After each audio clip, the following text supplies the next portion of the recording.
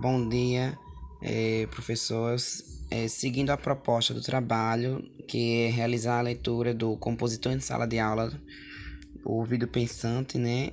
Aqui do Murray Schafer, eu destaco alguns pontos a serem elencados aqui. O livro, né? O ouvido pensante do compositor canadense Murray Schafer traz nesse primeiro capítulo, chamado Compositor em Sala de Aula, alguns pontos interessantes que se pode destacar. Entre eles, primeiramente, o fato de que o capítulo se deu com a experiência do compositor na North York Summer School, em que ele ministrou algumas aulas durante esse período lá no camping, lá da escola de música. E ele trouxe a questão da sensibilização e a consciência de que era diferente, né, de outros professores típicos, né, do padrão. Ele, como compositor, ele adotava uma postura mais criadora, mais criativa. E essa criatividade, então, vai ser um dos parâmetros que ele vai utilizar, né, durante o primeiro contato com os estudantes, até porque ele começa logo a perguntar o tipo de música que eles gostam, que não gostam. Mas quando eu falo em criatividade, isso vai a partir da consciência de que o trabalho artístico, especialmente o trabalho com música, ele não pressupõe engessamentos. Não há definições rígidas, posturas assim específicas, padrões únicos, né? Seria a palavra. Mas no caso, pelo contrário, a música, dentro dessa perspectiva que ele vai trazer para os seus estudantes aí durante esse período, é que ela se transforma, ela se faz através de um processo cumulativo de experiências. Nas próprias palavras do autor, então, eu destaquei aqui que ele falou que a apreciação artística, diferentemente de outros campos intelectuais, é um processo cumulativo e criativo. Então, quando ele pergunta aqui aos estudantes, né, os estilos de música que eles gostam, uns dizem country, outros dizem música de câmara, outros eletrônica, né? Mas, no fim das contas, ele tem o objetivo de perguntar se há um gosto específico, é a questão do gosto musical. Ele vai tentar desenvolver essa questão do gosto musical, que não é um só, pode ser vários. Ele diz que, diferentemente de outros campos intelectuais, como a política, como a economia, que exige uma postura, a música ela é algo mais criativo, mais dinâmico. Ela se expande, né?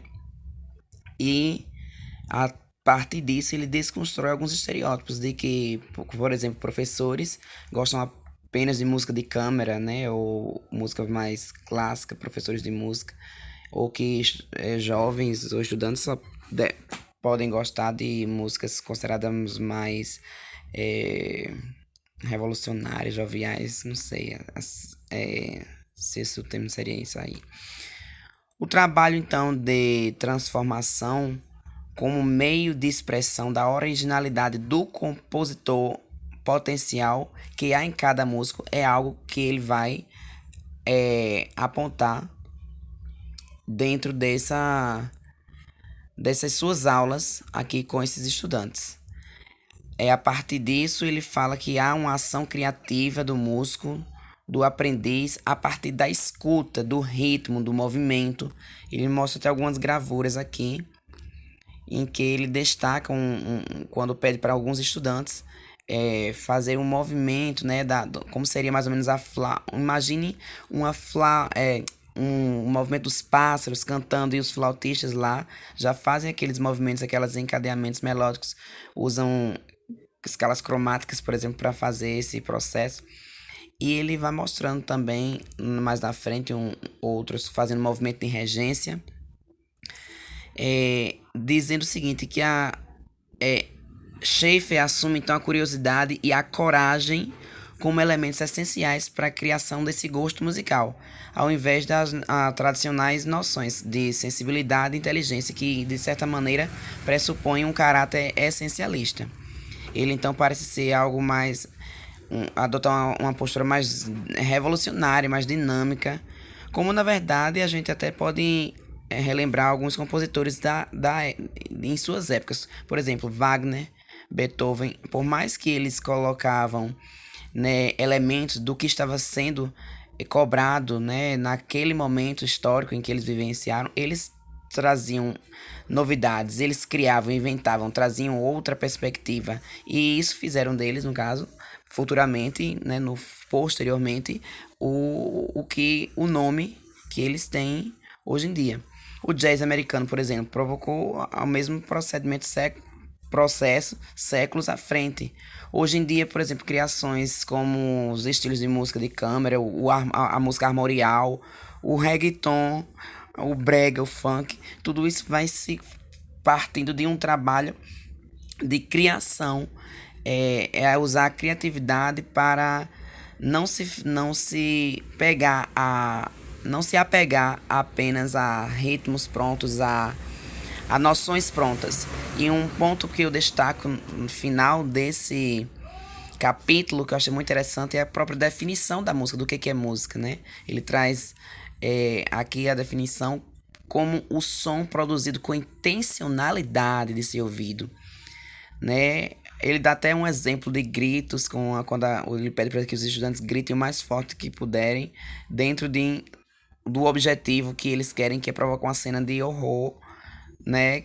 Ele associando o cinema, a música ao cinema, as artes, a pintura, como ele fala lá numa parte da questão da perspectiva que era adotada na pintura renascentista, e que dentro da música também é possível fazer isso.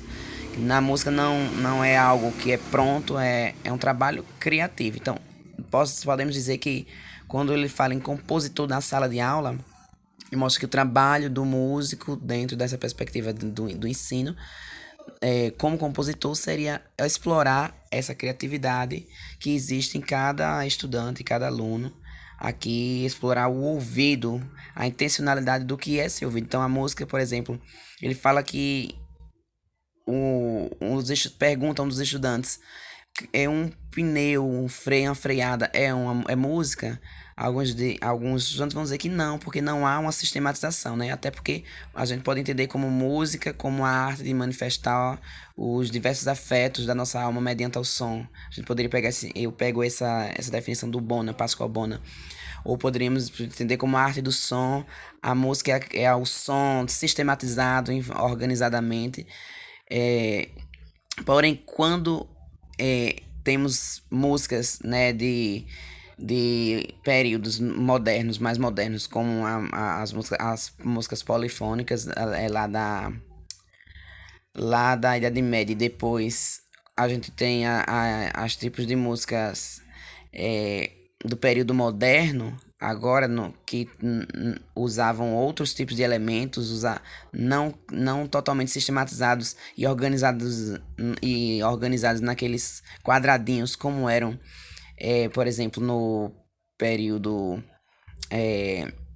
renascentista ou barroco, mas trazendo outras perspectivas mais diferenciadas, mais originais, ou que alguns poderiam dizer que não são nem música.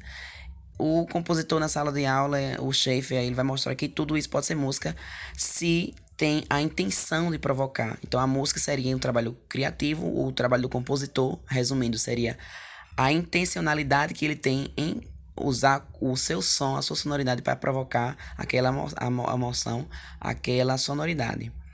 Então ficamos aqui por hoje e fico aqui por hoje e um grande abraço. Finalizar por aqui.